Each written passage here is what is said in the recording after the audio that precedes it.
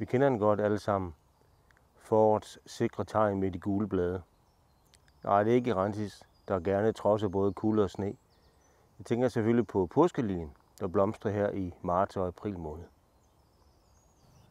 Påskeliljen kommer, som så meget andet, fra Middelhavsområdet og har gennem århundrederne vandret gennem Europa, helt op til os i Danmark.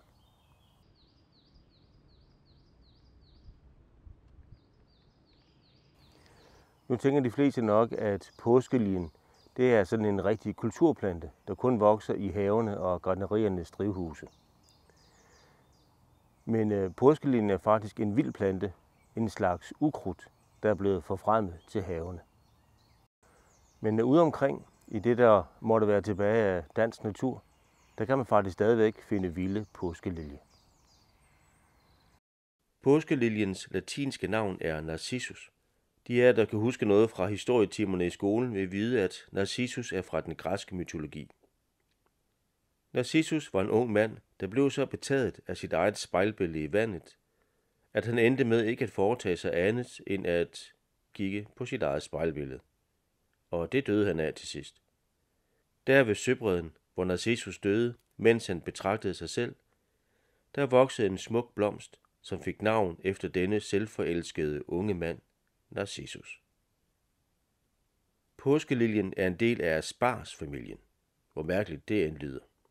Men selvom den er medlem af en grøntsagsfamilie, skal man ikke spise den. Hele planten, både bladene og loddet, er stærkt giftigt, og saften er hudirriterende. Loddet indeholder skarpe krystaller af oxalsyresalte, som fremkalder smertefulde sår.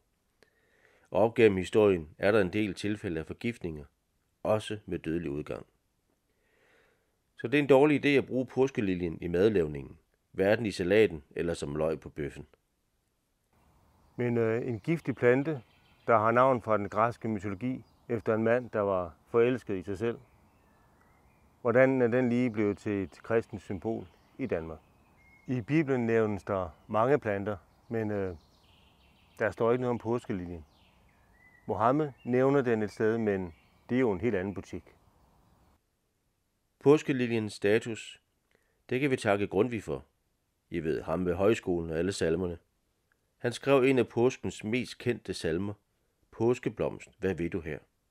På Grundtvigs tid var Narcissus, eller påskeliljen, en smuk, men ringeagtet plante, der voksede vildt i haverne og på markerne ude på landet. Lidt ligesom mælkebøtten.